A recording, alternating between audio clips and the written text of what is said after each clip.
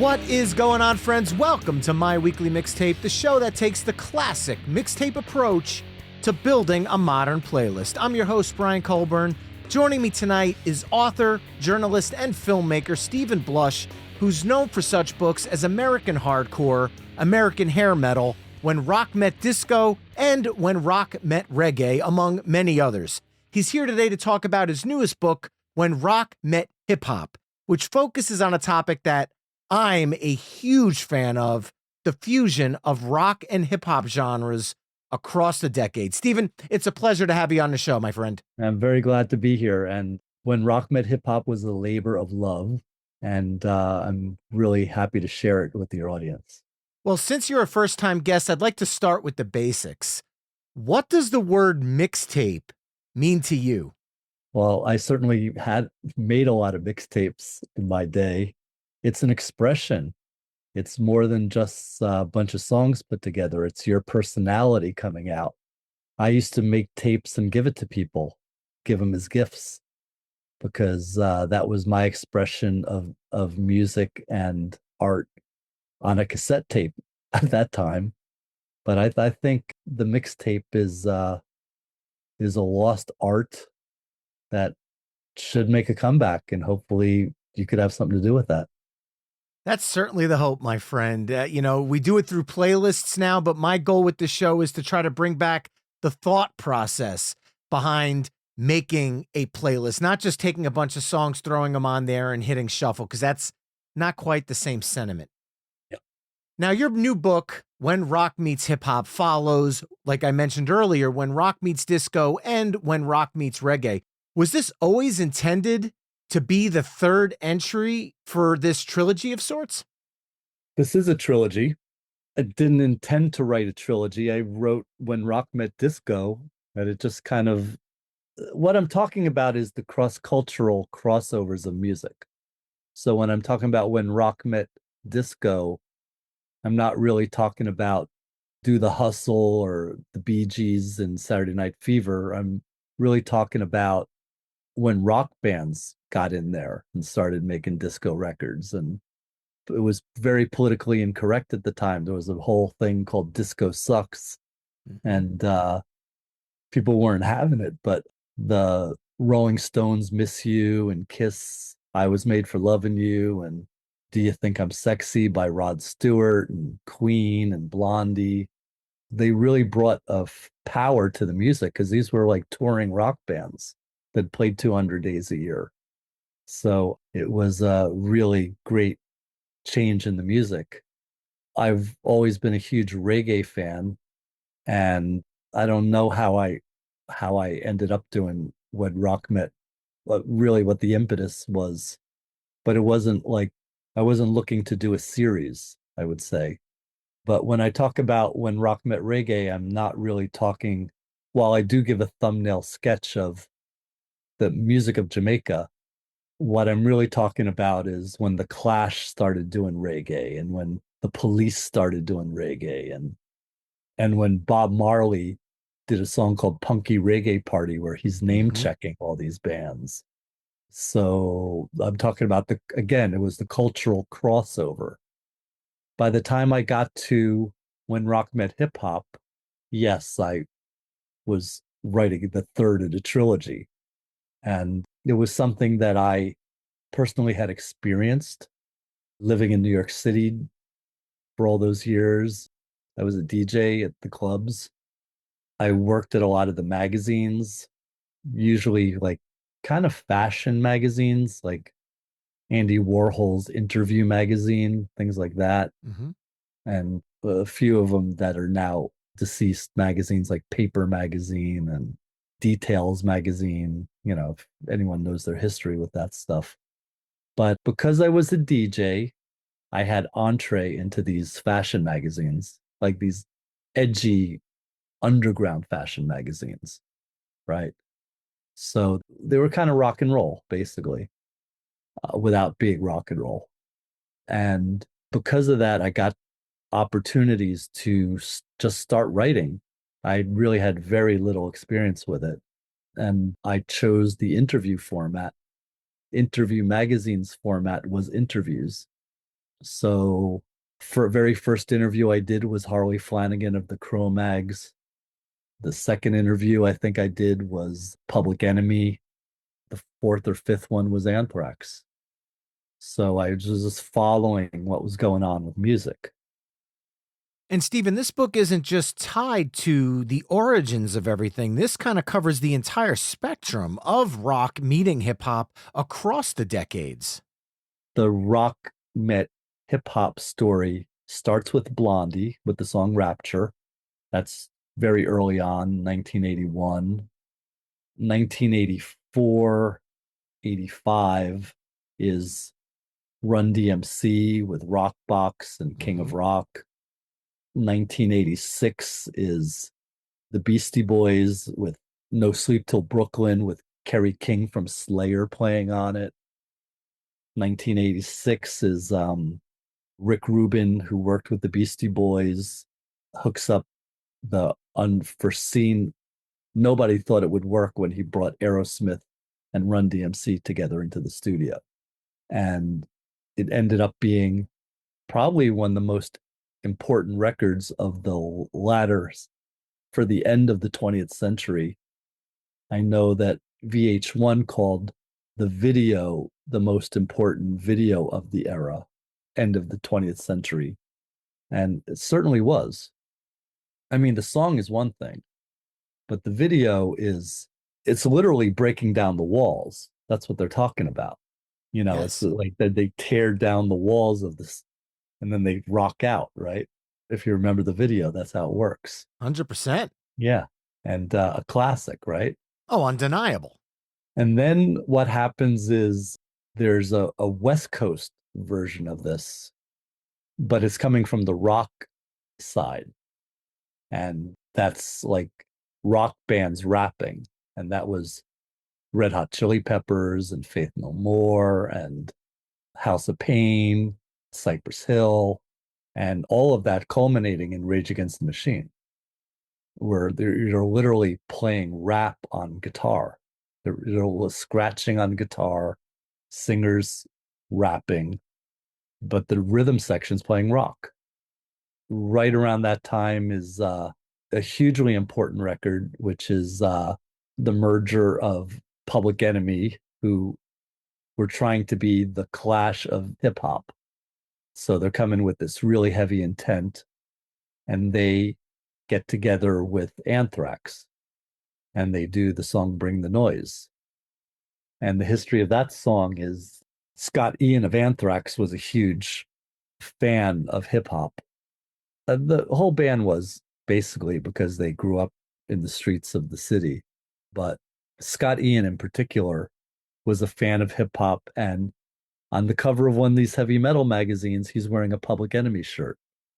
And then Chuck D, in the lyrics on their second album, name drops Anthrax. Of interest, Public Enemy had done a song called She Watched Channel Zero. The song was basically rapped over a slowed down version of Slayer Angel of Death, which was a super important development if you think about that one. So Anthrax, Scott Ian and Charlie Benanti had developed a friendship with Chuck D of Public Enemy. And like I said, Public Enemy had already recorded Bring the Noise. And they started hearing from Scott Ian that they wanted to do a collaboration of a rock rap version of that Bring the Noise. And it took Public Enemy quite a while to come around on that because they were like, well, why are we going to re-record a song we already put out? They didn't really get where Anthrax was coming from in terms of that.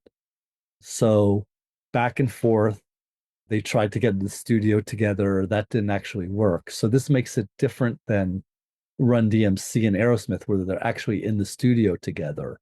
What this ended up being was Public Enemy giving Scott Ian and Charlie Benanti the individual tracks, and they cut it all up. Like you had to cut and paste back then because we weren't yet in the digital age. And then they brought the sledgehammer guitars over it, and you had a whole new song. And that tour, 1991 and 1992 of Anthrax and Public Enemy, was really a groundbreaker. Oh yeah. It was really changed the face of music, and everyone was worried about like how the crowds would get along because both crowds were so extreme. It was probably about 70% Anthrax fans and 30% PE fans. But everyone got along. Everyone was respectful. Everyone learned from each other. And it's a real changing point in the history of music. Right after that, going back to the West Coast, you have a soundtrack to a film called Judgment Night. And the Judgment Night soundtrack is super important because it's all rock and rap bands meeting together. So it's House of Pain with Helmet. It's Biohazard and Onyx. Biohazard and Onyx, and it's Cypress Hill and Pearl Jam, and it's Ice-T's Body Count with Slayer doing a medley of songs by The Exploited. Mm-hmm. So you're really talking about the change in music happening there. And that opened doors for everyone. And this record was 1993. And then in 1994, Korn shows up on the scene.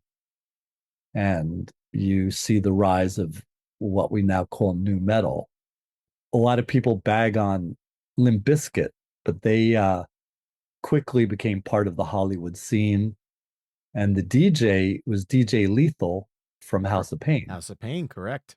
That gave a legitimacy to their sound. And System of a Down have that hip hop flavor. Linkin Park, you got to put as part of it. Although they're the band I probably dislike the most of nu metal personally, but they've sold 60 million records, which is more than Led Zeppelin. So who am I to say? But that carries on till today. Limp Bizkit's still playing arenas with DJ Lethal, and all those groups connect to Method Man and Dr. Dre and Exhibit and all that stuff. There was a record called Loud Rocks. Yes. Which was a really cool record where it's nu metal groups performing hip hop tracks. And I do a whole chapter of that in the book. And it's a super important time. So when rock met hip hop is not really a 10-year story like most people think. You know, it's not like 80s to 90s. It's really 80s till today. And I think the merger of rock and hip hop is here to stay.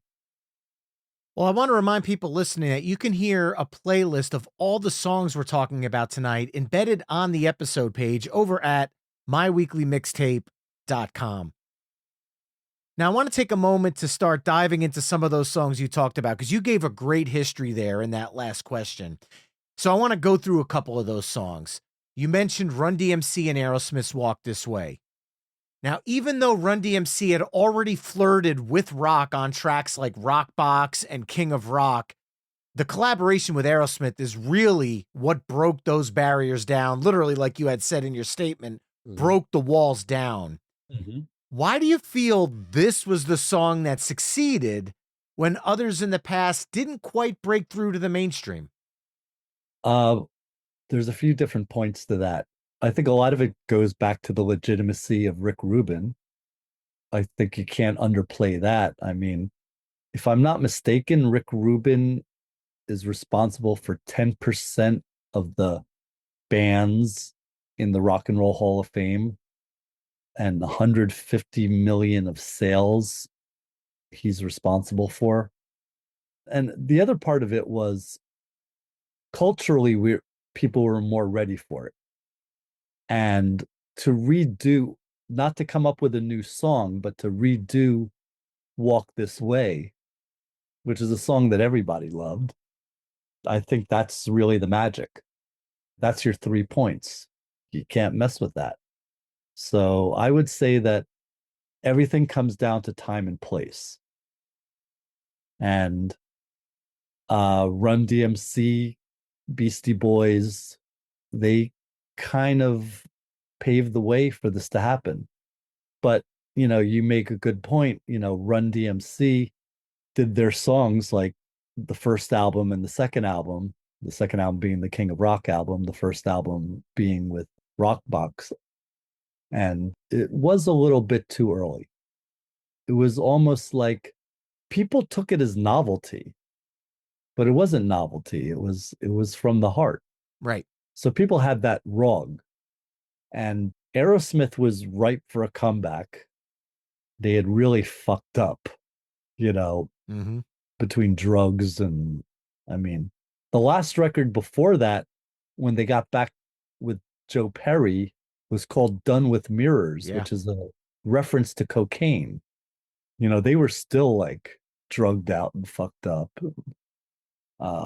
This put them back in the game, and people were ready for Aerosmith to come back. People were ready for what Run DMC were offering, and Walk This Way is just a classic. And Rick Rubin brought it all together. So I think that's why. Let's stay on Rick Rubin for a second there, because he carried that same mindset with Run DMC and Aerosmith over to his work with the Beastie Boys. From early rock samples like AC/DC's Back in Black on Beastie Boys' Rock Hard and Led Zeppelin's The Ocean on She's Crafty. Yep. But License to Ill, you had talked about it, Kerry King of Slayer, having him guest on No Sleep Till Brooklyn. Yep. How important was that collaboration in legitimizing hip hop music within the metal community? Oh, it was everything. That's the whole thing. Because people didn't really get No Sleep Till Brooklyn. They couldn't really figure out what that song was about. So you have the situation where Rick Rubin is working in the studio in two different rooms. He's doing License to Ill and Rain in Blood by Slayer. Two records which are just so iconic. So important to each of its respective genres. And of course, the story of Kerry King, instead of asking for points on the record, took $250. I'm sure he's reconsidering that one years later. Oh yeah, he's like, he jokes about it, but you could tell it hurts. It's in the book as well, but I don't think he understood the Beastie Boys or the Beastie Boys understood him. Like, nobody really got it except for Rick. So again, it comes back to Rick Rubin. But yeah, Kerry King gave it its legitimacy because he was from the most powerful band in the world, who comes out with this record that's like scary. Yep. I mean, everybody remembers the first time they heard Rain in Blood. There's not 1 second of a ballad or anything. It's just full on adrenaline. So yes, the whole crossover to metal comes back to Kerry King. And then we were talking about Anthrax earlier with their collaboration with Public Enemy on Bring the Noise. But years prior, Anthrax already had dabbled in the rap hip hop crossover, as their song I'm the Man they originally wrote to collaborate with the Beastie Boys, but that fell through. Do you feel like Anthrax had their finger on the pulse of where things were headed long before they got there? Because I feel like I'm the Man is one of those songs that introduced hip hop to the metal scene almost before Aerosmith and Run DMC introduced it to the mainstream. Yeah, I think that's an excellent point. I mean, I'm the Man was a B-side, if I'm not mistaken. It was an EP. Yeah, right. Yeah, I'm the Man is a super important record. I think there was always a B-boy side to Scott Ian, I always felt. There's this 10-cent word called zeitgeist, and it's just about a feeling that's in the air. Like, everyone was just feeling rock and hip hop. Nobody articulated it. Nobody said, "Oh, I'm going to mix rock with hip hop." a lot of that has to do with you have to go back to talk about musicians. Musicians aren't racial or racist. They hear a sound and they put their own twist on it. The great thing about when rock met hip hop is that it articulates the musical values of you just are merging music. It's not really black music or white music. The musicians aren't thinking like that. But there was this feeling in the air that wanted to bring. Music had been very segregated before that, and people were really excited to merge these unique sounds and create something new, because what the Beastie Boys or Anthrax or Aerosmith, it wasn't hip hop on its own. It was hip hop merged with their rock influences. So I would say that you have to look at it through that prism. I think that's really important. Now, one thing I want to bring up here is a lot of the songs we've talked about so far involve the collaboration of artists. However, something that came from rock and hip hop merging was sampling, which at a point, there was a very gray area around sampling. And I want to bring up Billy Squier's The Big Beat, because that song's been sampled over 300 times in hip hop. Yep. How did that track from his 1981 album, even before The Stroke became the cultural phenomenon that it is, become such a foundational source for producers? Yeah, The Stroke and The Big Beat. Those are basically foundational sounds. DMC from Run DMC says that Billy Squier and James Brown are the godfathers of hip hop, which is quite a statement, because I don't really have an answer for why. I mean, to be fair, Billy Squier is he's a good guitar player. He's got a couple killer songs, but in terms of his whole resume, he's a fair to middling rock star. He's not Led Zeppelin. The one thing about his songs getting sampled is that they sample the drums, right? They're not really sampling his vocals. They're sampling the drum beat, and that's the only time I think they did his vocals was when Rick Rubin did Berserk with Eminem. Yeah, and they brought in stuff from The Stroke. Yeah, right. But that's the only one I could think of. I mean, there could be other songs where if there's 300 of them, I'm sure there's some songs that use that part. But really what the part was, it was the break beat. Every DJ was looking for the break beat. And the break beat of the Big Beat or The Stroke is unbelievably great. I mean, it's such an unbelievable sound. So I understand that. Bobby Trinard, when I interviewed him, he's passed away since, but he just talked about the simplicity of the drum set, the drum kit that he played. He's not even playing cymbals. It's just, a pounding beat. So I would say that that's the power of the beat. DJs are always looking for the break beat. Funky Drummer by James Brown and The Big Beat and The Stroke by Billy Squier are probably the best drum beats you could find. And just a reminder to those listening out there, if you want to hear a playlist with all the songs we've discussed tonight, you could do so on the episode page over at myweeklymixtape.com.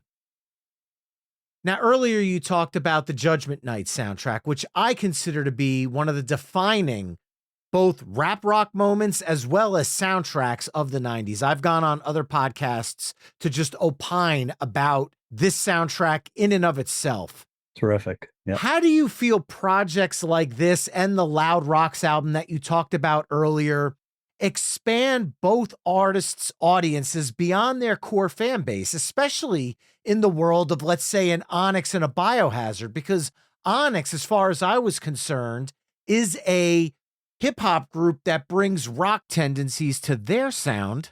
and Right. Biohazard is a hardcore punk group that brings hip hop tendencies to their sound. Mm-hmm.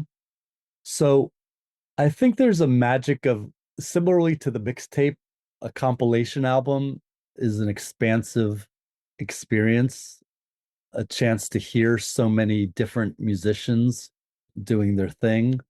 So I think there's always been really influential compilation albums. I think compilation albums speak to a deeper vocabulary of the music. I think that they have so many, it's not just one group with a bunch of guests, it's 20 groups on an album, or, whatever the number is. So there's a lot going on there. So I would say that that's probably the reason you have that, is because it's just such a deeper musical experience than listening to one group. Now, obviously, we're just scratching the surface of the book tonight, but it would be a disservice if we didn't also touch a little bit on Rage Against the Machine and the emergence of nu metal as a genre, which you talked about earlier. Mm-hmm. Here we are in 2026, and bands like Limp Bizkit, where there was a time that they kind of disappeared from the map, are resurging again. They're playing stadiums, opening for Metallica, playing arenas on their own. Looking into your crystal ball, where do you see those artists and the nu metal movement as the rap rock timeline continues to move forward? Great question. I think if I knew that answer, I'd be a zillionaire. But I can't really point to anybody. If the big four of heavy metal is Metallica, Megadeth, Slayer, and Anthrax, then the big four of nu metal would be Korn, Limp Bizkit, System of a Down, and Linkin Park. And I think what we're seeing now is, I guess Avenged Sevenfold, would they be considered part of that? I don't know. I never really But considered them nu metal. I think they leaned more punk and then kind of into the hard rock spectrum. Yeah, that's what I'm saying. That's kind of my point. I think we've seen this in all forms of music. Music is so much happened in the 60s, 70s, 80s, and 90s that the world is now just catching up to it. So what you're seeing is the development of the individual bands of the individual genres today expanding their sound and becoming so much better at what they do. So I would actually say that really what you're seeing is, Korn. I saw Korn very early because they used to open for Faith No More. I'd probably include the Deftones with that, I guess, right? Would you include the Deftones? Right. So maybe they're really not in the book, and I don't have a answer for why they're not. So kind of my apologies to the Deftones for that, because they've really developed their sound. Korn have really developed their sound. Korn used to tour with Sugar Ray back in the day when Sugar Ray's first album, Lemonade and Brownies, was a rap rock hybrid album. And then when Fly took off, they kind of pivoted to more pop sounds. But people don't realize that Sugar Ray started as a rap rock outfit. Oh, sure they did. And I can't remember the name of their DJ, but he went on to work with a lot of these groups too. I hung out with Sugar Ray during the period you're talking about, before Fly. But the development of Deftones and the development of Korn and the development of Limp Bizkit. DJ Lethal from House of Pain. Come on. That just takes it to a whole nother level. And you could tell he's driving that bus right now. And it's kind of hard to even talk about Linkin Park because they're just coming out with a new singer and all that kind of stuff. So it's a little too early to judge them, but I think those are the points that matter. That's the future too, because I don't see too many new bands coming from that world, but they're all getting better and they're all getting more interesting, and that's okay by me. I have a prediction that the cycle of the early 2000s nu metal scene is doing the cyclical turn where a lot of younger bands are going to start looking to that as motivation for new sounds, as I've been hearing a lot of younger up and coming bands that are starting to touch on the new metal aspects of the early 2000s in their music now, but taking it to a new place, whereas the Linkin Parks and the System of a Downs are your almost legacy acts. And there's up and coming bands that are now taking that style into new areas where it's never been before. So who are these groups though? I mean, I know intellectually who they are, but I don't actually know who. I couldn't name a group. There's a group out now called Aurora Wave that's taking reggae and metal and mixing it together, which I find very interesting. Nice. Because that's going back to one of your other books, but within reggae, there's always that element of delivery of hip hop when you listen to groups like the Dirty Heads that take reggae and hip hop and kind of merge them together. Aurora Wave is taking metal and reggae and hip hop and kind of merging it into a sound. And that's one of the examples I have. Okay, that's good. I'll check them out. But yeah, I'm looking for those groups for sure. And I'd like to know that. But yeah, I think these legacy acts, which is an excellent way to put it, are paving the way for a new generation of this. Absolutely. Stephen, this has been an extremely insightful conversation. Where can people learn more and pick up a copy of When Rock Meets Hip Hop, as well as connect with you?